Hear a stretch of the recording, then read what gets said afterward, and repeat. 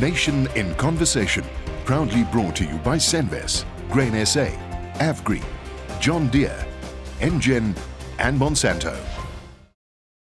Welcome to Nation in Conversation. We specifically want to thank our sponsor, Monsanto, today. Thank you very much for assisting us in making this possible. On my panel today is Rashid Davids. He's the Chief Information Officer at the Avgreen Group. Rashid, welcome. Next to Rashid is Richard Hobson, Grain SA Producer of the Year 2014. Richard, welcome. And next to Richard is Andrew Bennett. Andrew is Technical Development Lead at Monsanto Africa. Then we have Neil Joubert, Deputy President, Agri Western Cape. And right at the end is Len Brandt. He's the Managing Director of John Deere. Len, welcome. I want to start with you, Richard. If you look at the way you farm today, and you take that back 5 or 10 years, what was the major changes from a farmer 5 or 10 years ago and a farmer today? Theo, thank you. Today, technology plays an incredible role in farming. We're very dependent on technology. From the input to the output, on our farm, we had to determine the resource potential that we were farming with. 5 or 10 years back, we didn't understand where we are in terms of our resource, what the theoretical potential would be of the resource, and we had to utilize technology to determine that. And today, we farm every hectare on our farm according to its potential, according to what the resource can give us. And I think 10 years ago, that would have been a more average view on or take on the farm. And today we go a lot more in depth into what the resource can do, and we're striving to better it year on year. And technology plays an enormous role in that. And technology has got hundreds of spheres that have to be put together, and we try and strive to use them to be more sustainable and profitable in the end. Rashid, before I get to specific technology, from an agricultural company point of view, you obviously have various farmers, and some is quite advanced, some is not as advanced as they should be. From an agricultural company point of view, how do you approach this, and how aggressive is technology being implemented or utilized in the farming community? Thank you. From an agriculture perspective, there's a lot of innovations taking place in the agri sector in terms of supporting farmers, whether it be managing their crops, whether it be on the John Deere side, managing precision farming. And I think the overall management and the administration of the farming process as well is areas that we're currently looking at to sustain and to provide a better service to our customers. Do you find that technology is being utilized to the full extent by the farming community, or is everybody not yet fully in the technology space? I think from a technological perspective, there is a lot of technology out there, but the uptake from what we see is not there yet. There's a lot of opportunities. Obviously, the uptake comes with a huge learning curve, also cost involved. But from what we've seen more on the administration side, supporting more on the administration side, there's a lot of opportunities there that we're leveraging and utilizing to progress further to deploy technology. I'm going to get to you, Andrew, specifically. And what I want to discuss is Monsanto is a leader when it comes to specifically technology in a specific focus area, plant material, yields, crop, that side of the business. And I'm going to put the question again to you. If you look 5 or 10 years ago, what's been the major developments over the last 5 or 10 years? It probably even goes back a little bit further than that. But I think from a crop point of view, the introduction of genetically modified crops and that biotechnology has made a huge leap forward. And even just looking at the South African situation, I would say about 15, 20 years ago, our average maize yield was probably just over 2 tons per hectare. I think we're way over 4 tons per hectare now. this has been a tough year this year, so it'll probably take a little dip there. But together with that, we're producing more maize grain each year on less and less hectares. So that's improving efficiencies, productivity, and I think ultimately enhancing sustainability. So I think that's part of it. And the other part that I think where we've made great strides is in our breeding mechanisms and processes. So we're able to bring new hybrids to the market that have better characteristics, generally higher yield, more quickly. And I think that's speeded up basic agricultural productivity, yeah. Andrew, I want to just touch on another question. Monsanto is an international business. You service farmers throughout the whole world. Technically, South Africa is an arid country. It is not the best agriculture company in the world. From the efficiencies and from utilizing of technology, where would you place South African farmers versus, let's say, American or South American farmers? So definitely, I think our South African farmers are right up there near the top of the pile. It's a relative thing. It depends how you look at it. We had some visitors a few months back that were saying they could produce 30 tons per hectare, but the conditions that they produce it under are completely different. South Africa, generally, we're farming in a desert, and we're pushing up good yields. We're ensuring food sustainability. We're virtually self-sufficient in terms of food production. We even export. So our top commercial farmers are facing much more difficult conditions than farmers in South America and in the US. And they're right up there. They're very competitive. Globally, they're very competitive. We have a very free agricultural system. There's no protection.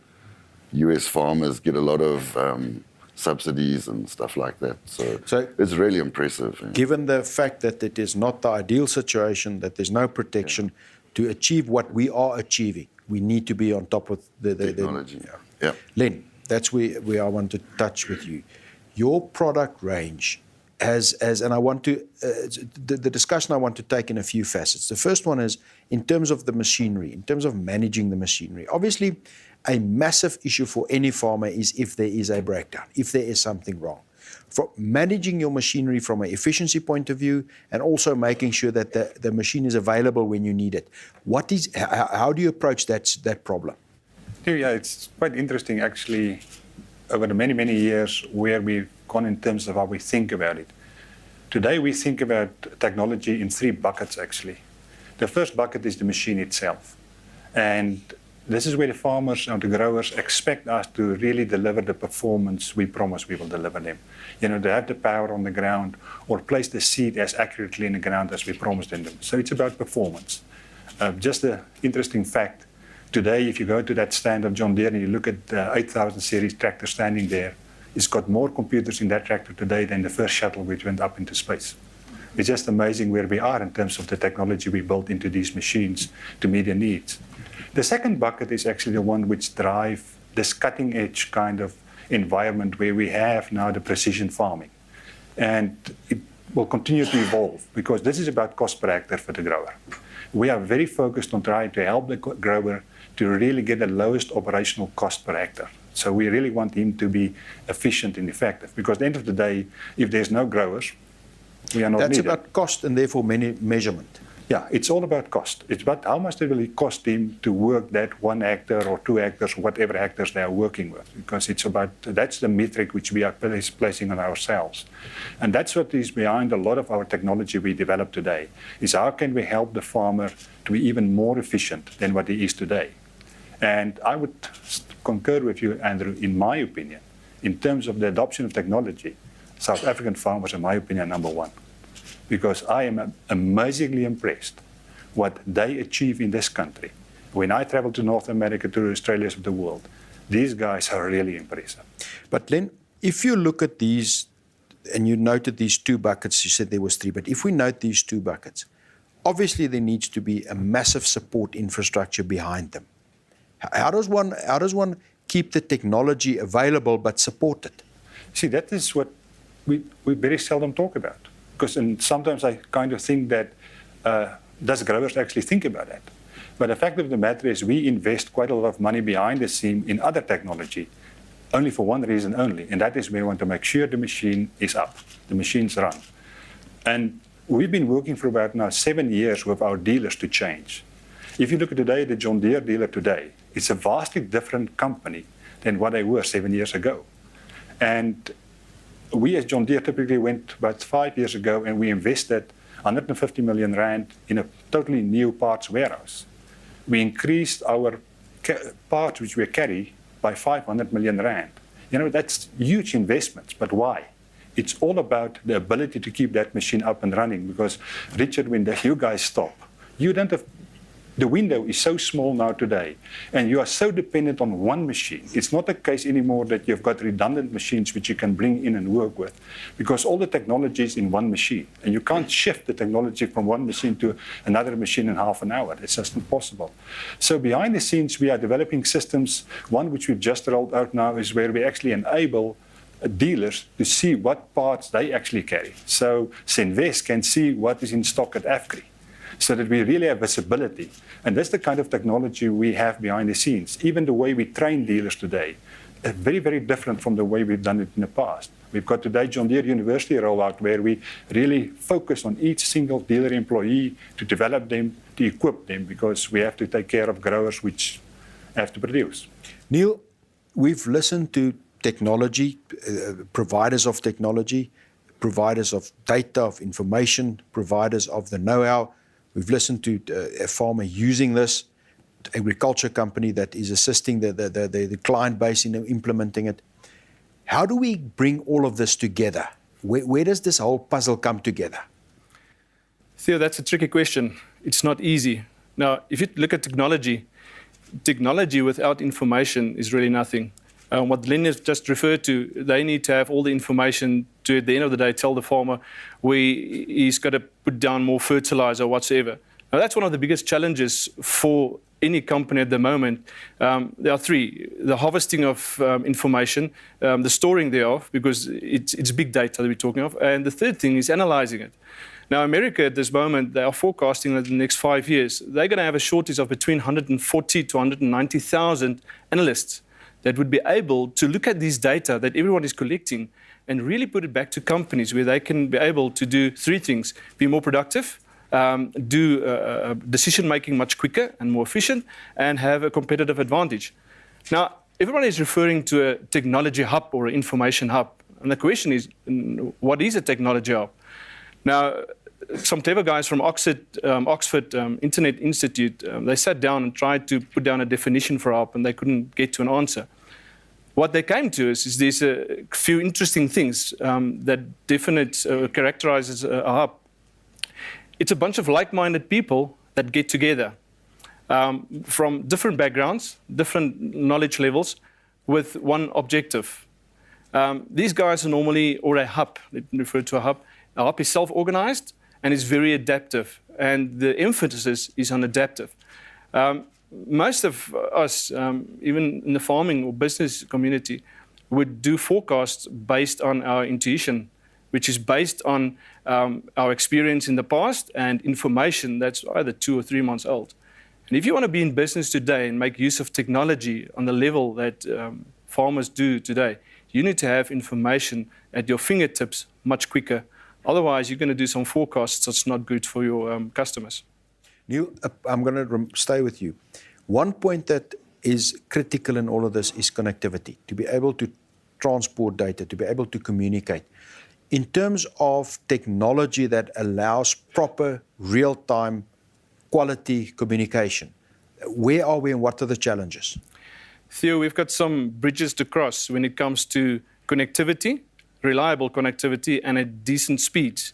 About 2 weeks ago, Seacom announces that they have now made the cables, or what they might call it, bigger, so we can have a bigger inflow of data. It's yet to be seen whether us at the end of the line will have that advantage. If you go to a country like Netherlands, they've got 100 meg up and download speed. So if you take any movie and you'd like to download that, it takes you 3 minutes. Now, today, we would be able to stream it and buffering it, but it still takes some time. So we've spoken to Vodacom last year at AgriSA with regards to the problems that we have lately with calls dropping and connectivity. And what has happened in South Africa, just to give you a worldwide idea, today there are around about 10 billion instruments, cell phones or computers, connected.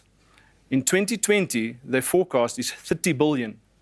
Now, imagine going down to Cape Town for a nice holiday, and there's 4,000 cars traveling on the N1, and 3 people in a car, and each got a cell phone, a smartphone, and a tablet. That's 4.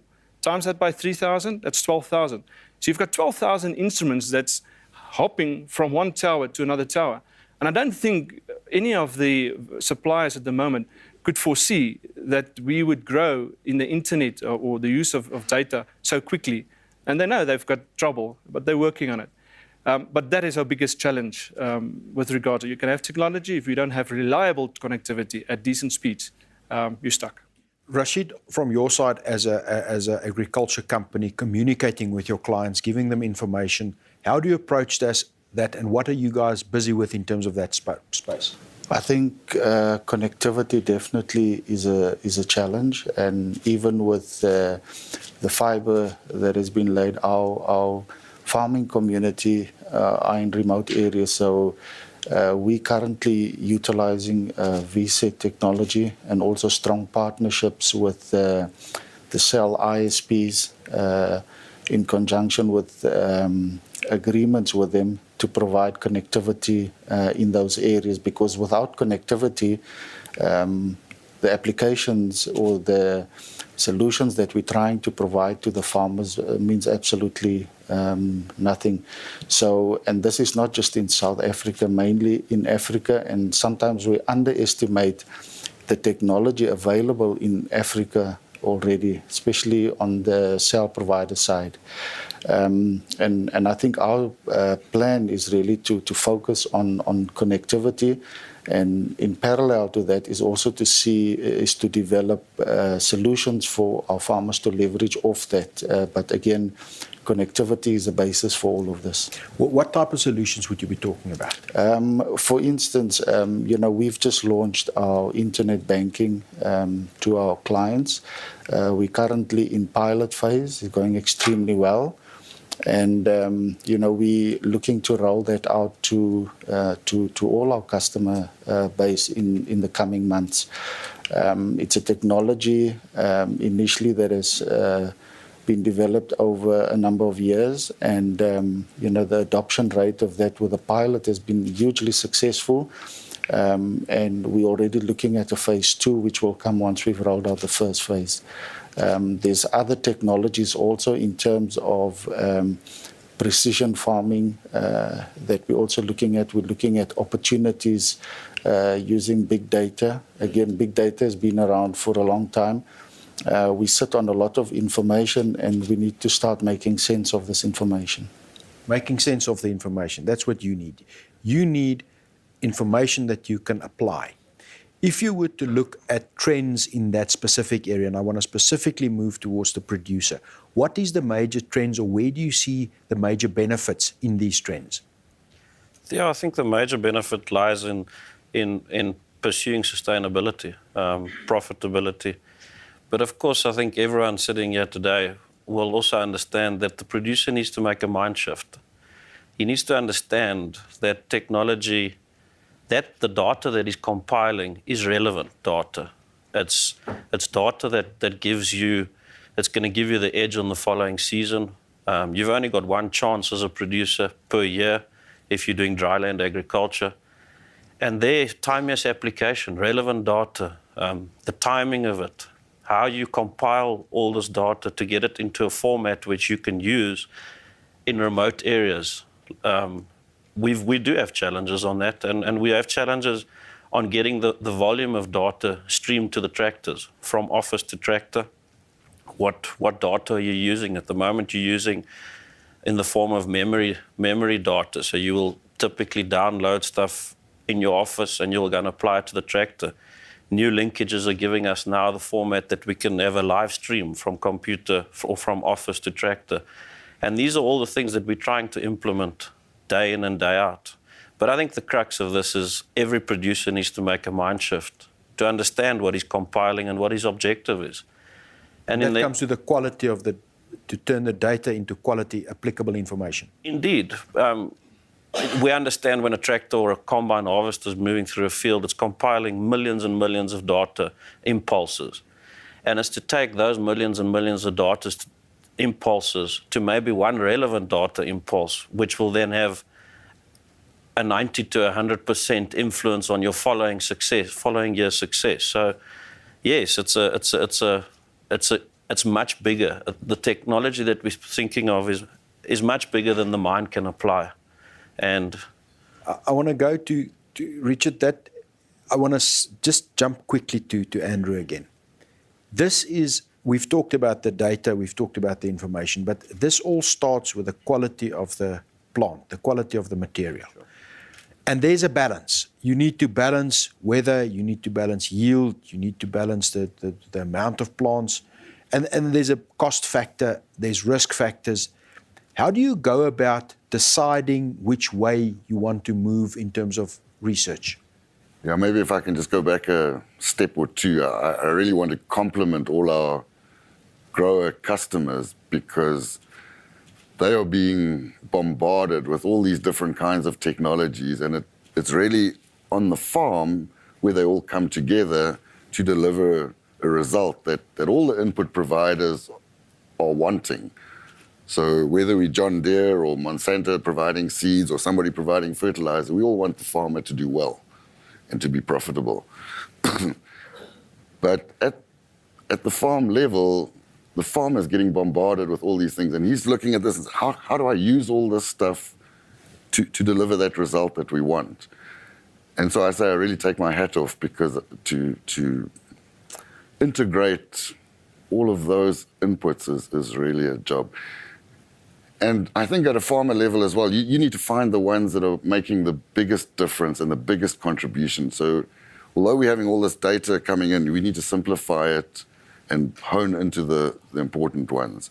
From Monsanto's point of view, we kind of genetics and seed, let's say, experts. And we believe that's where our contribution comes in. So we want a farmer to be able to actually extract the maximum genetic potential out of that seed that he buys. And fortunately, all the other input providers make that easier today to do that. So from Monsanto's side, South Africa is a very dry country. We believe water is one of the biggest limiting factors. So we really want to be able to characterize our hybrids in terms of water use efficiency so that we can come to a grower like Richard and say, if you have this much soil moisture, you're expecting this much rainfall maybe during the course of the season, here's a range of cultivars or hybrids that will suit these different parts of your farm and your different soil types to optimize the yield under those conditions. And I think if we as a seed provider can get to that kind of point where we can make a much more relevant recommendation around our seed, we'll have made a contribution. I think the other point that we all need to bear in mind is this mega inflow of data. We need to be able to harness that in relation basically to a moving target. I think the jury's a little bit out on climate change and stuff like that, but I think that is something we're going to be confronted with more and more going forward. So apart from just developing systems that work in a particular country or particular region, we also need to have some kind of dynamism in that system so that as the environment changes there, we can adapt the information and the technology we have to continue to deliver that optimal productivity and sustainability. After the break, I'm going to look more at the future, at where things are going, what is possible, what are the current developments in the financial markets, Richard, and I'm going to start the discussion with you and perhaps Andrew. In financial markets, if I want to double my money, I go to a casino, but I pick up an incredible risk. So how do you manage this going for yield and not forgetting about the risk that I'm incurring in? And I want to start the conversation there, and then we're going to get forward. We're going to take a short break, and we'll be back with you in a few minutes. Nation in Conversation, proudly brought to you by Senves, Grain SA, Avgreen, John Deere, Engen, and Monsanto. Welcome back to Nation on Conversation.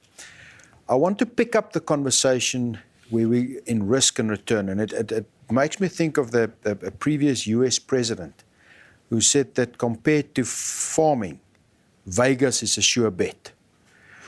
And I think that is perhaps, but the illustration between going for yield and the risk involved in that yield. Richard, I want to start with you. This year is specific pertinent in terms of going for yield, but minding the risk. Can you elaborate how you experienced it? Theo, yes, this year's been incredibly difficult, especially in the area where I come from in the West. We've had a very dry year. We've had the driest year in 140 years.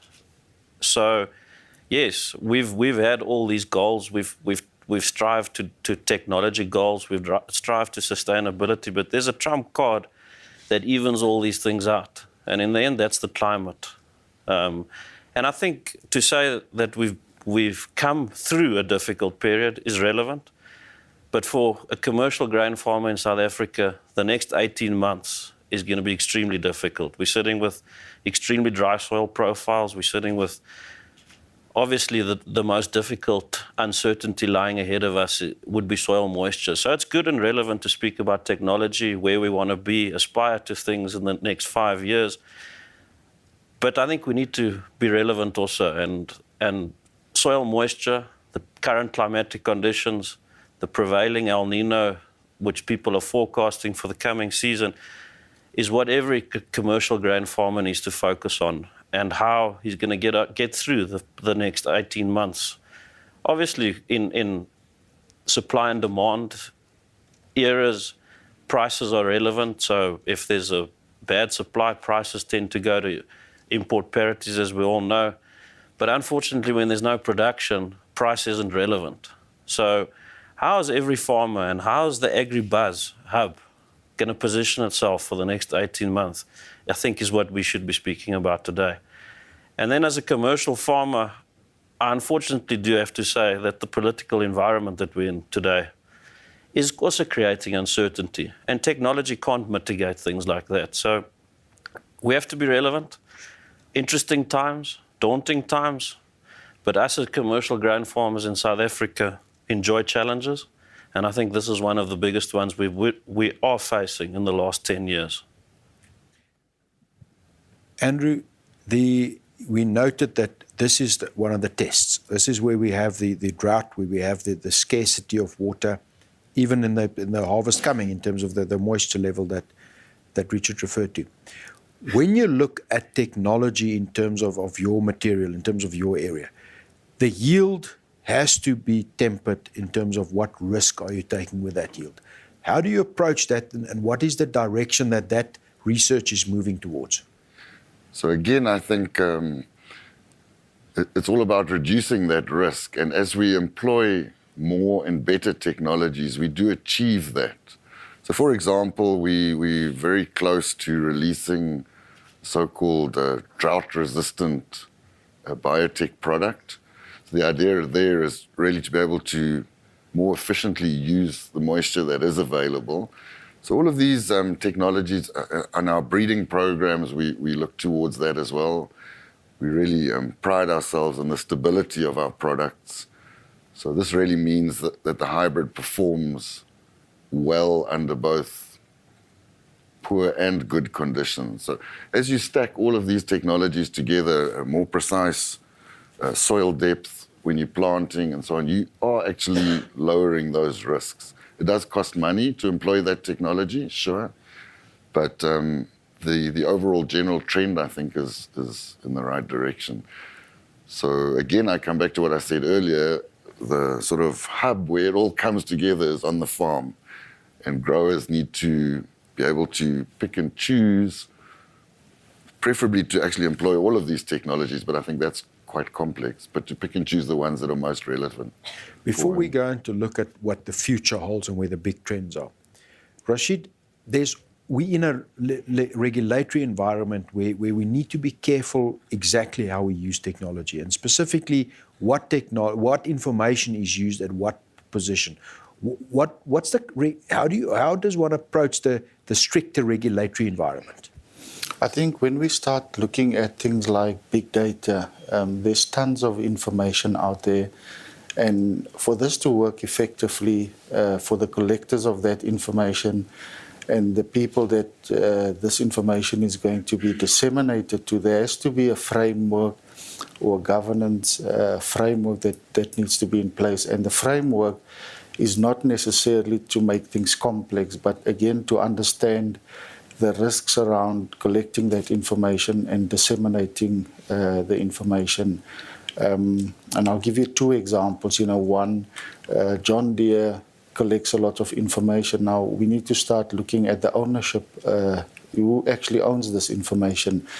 When we look to the farmer, I mean, the information that has been collected there, possibly, and we really need to be transparent about this, is, potentially with all this information that is collected, you could predict the outcome of the value of that crop, and this could be of huge concern to farmers in a very competitive market. So I think one needs to look at again the protection of information, POPI Act as we all know it. That is here, and there's still a lot that we need to do with this piece of act, and to ensure that we comply with this act related to the information. Just for information purposes, the POPI Act is a set of requirements around what you can do with information, how long you should hold information, who has access to information, how do you protect information. Am I right in saying? Correct. Yeah. Len, I want to look going forward. We read a lot about drones. Are we going to see drones on farms in the future? Yeah, there's no question about that. You see, coming back to the question you asked, Andrew, about the development of the technology, you have to recognize it takes time. And there is quite a time lapse from the moment we actually start to work with technology before we deploy it, end of the day, in the marketplace for the farmers. So you kind of work really well in front of yourself, because right now, the technology we're going to deploy in the next 2 to 3 years, we've already seen actually in action about 2-3 years ago. That's where we are.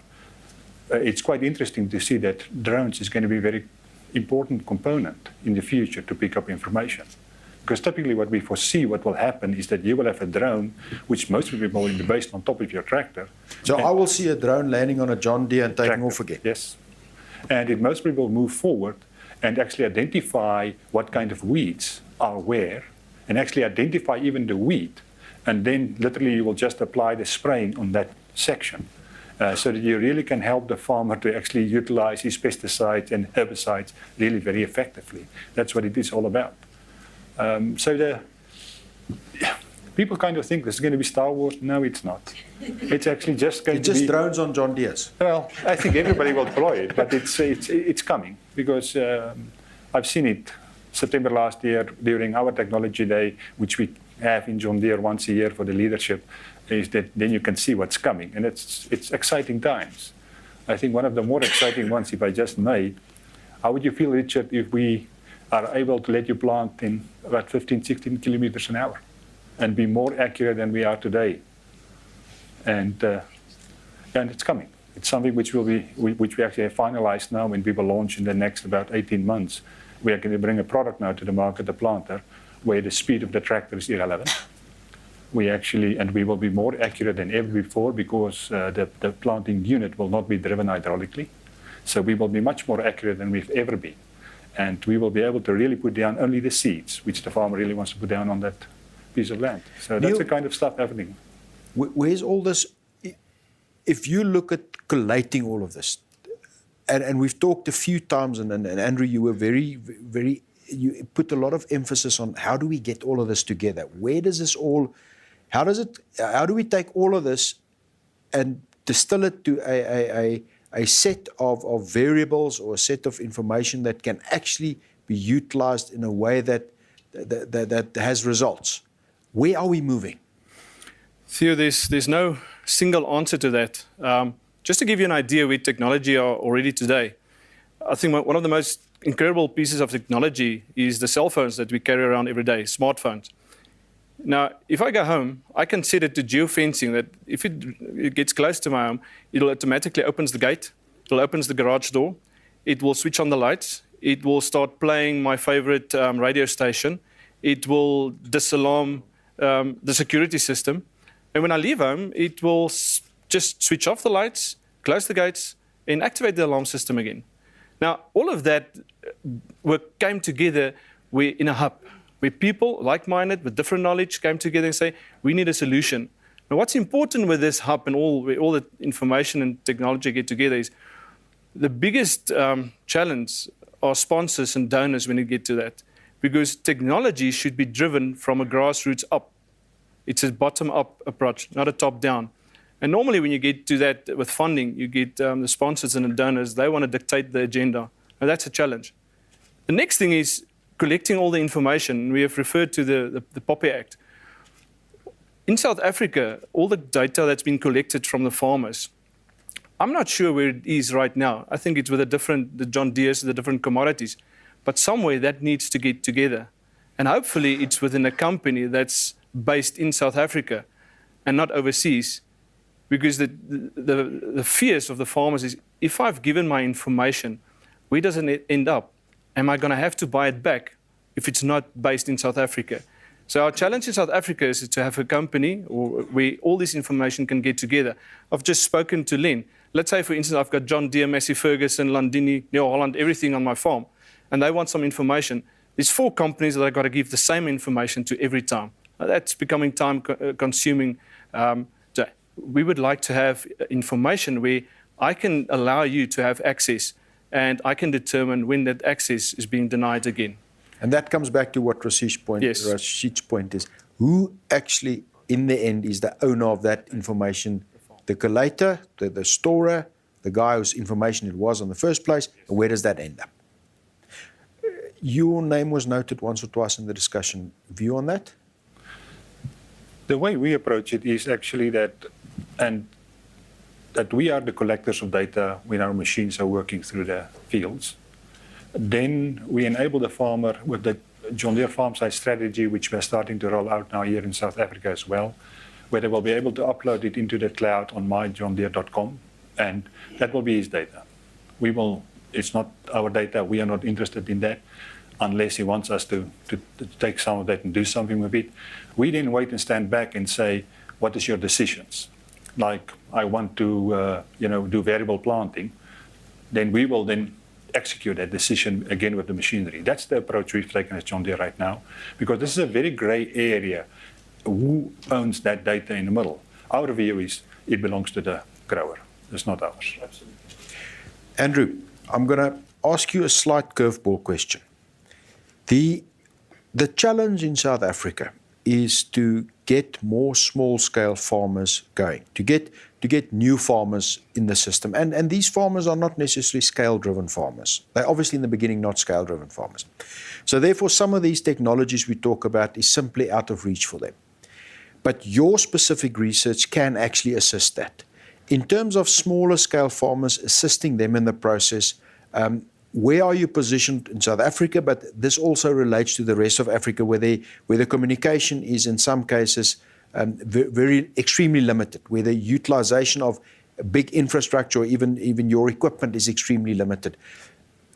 How do you approach that, and how would the solutions look in future? It's not really a curveball question. It's part of a continuum, really. So I think we're very fortunate at Monsanto to be able to, let's say, make a nice soundbite, package technology in the seed.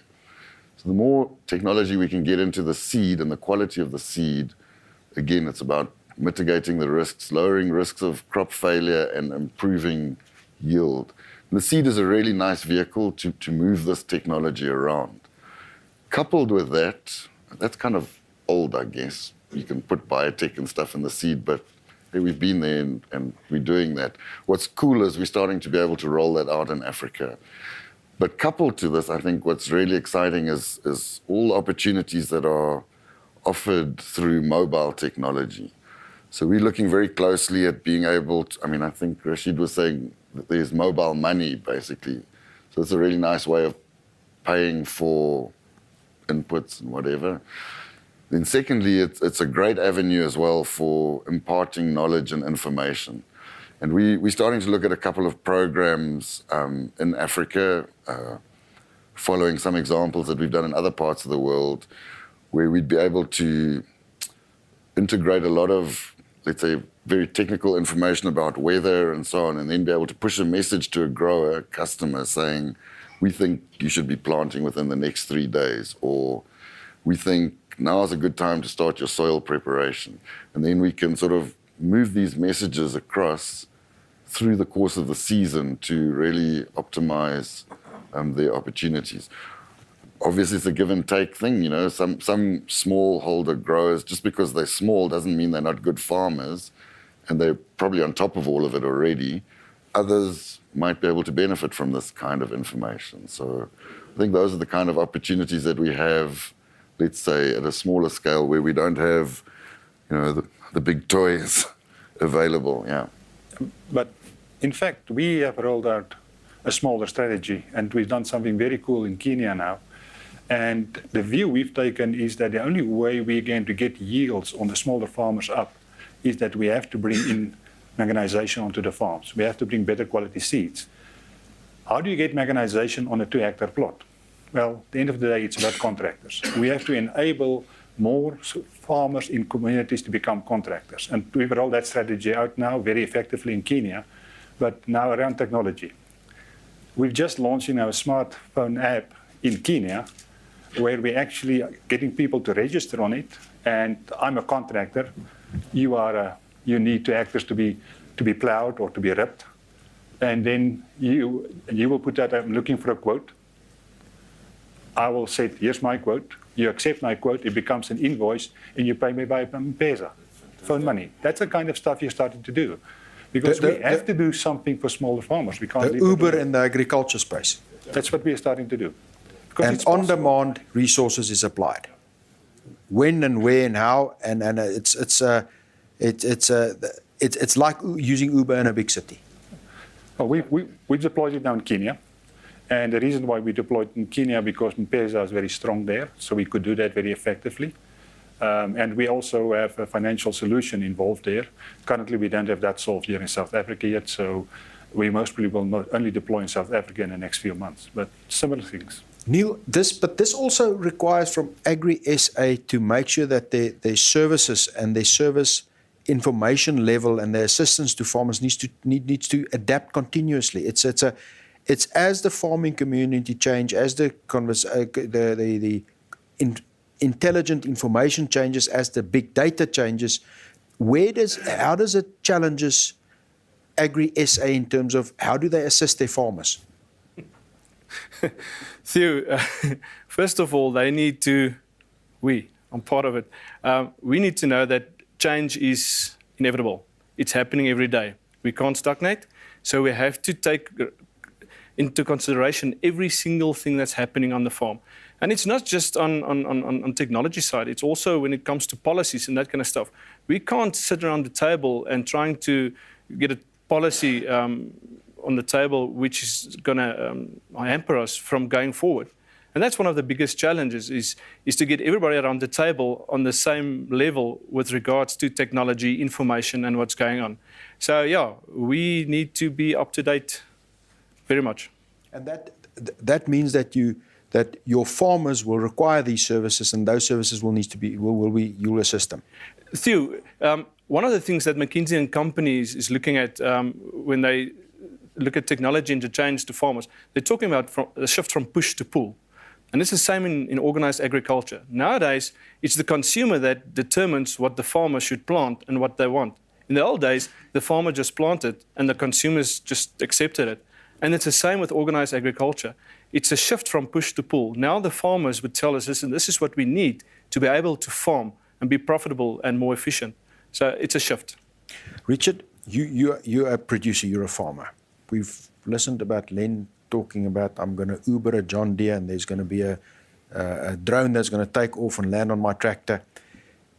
If you were to give advice to a Richard 10 years younger than you, or even 15 years younger than you, that wants to make farming his career, what is the different skill sets that they'll require on the one hand? But secondly, you've sketched the political environment and we're well aware of the challenges. If you had the choice again, would you start farming in South Africa? That's indeed. Yes, I would. South Africa gives the climate for farmers to be able to live their own. We're not in an over-regulated country, so I'd indeed say yes, I'd love to start farming again. Advice for a farmer? I'd say just keep it simple. Make sure you know, get back to basics, get back to ground level, understand what you're here for, what is your primary goal. Go and analyze where you are at the current moment, see what your resource potential is, try and get your hands around what your resources potential is, and then sort of prioritize. And that's what I said, you know, technology is wonderful. It's a changing world. It's a changing environment. But we have to be realistic also. And this current year, be realistic about the weather conditions. Be realistic about the climatic phenomenon. But keep things simple. I think technology can be simplified in the form of prioritizing what you want. And you as a farmer must know what you want. And then it's a case of nitpicking things, bringing things to the basket. But sure, a farmer's not a jack of all trades. He's definitely a master of a few. Get yourself involved in an environment where you have partners, where you have people and organizations that can sustain you, that want you on the farm as well as you to be successful. So partnerships are important. Partnerships with reputable companies are important, reputable sources, reputable information. Ally yourself with these people, and success will come. That would be my message to a farmer. And sit things out. Don't be in too much of a hurry. Success comes with time.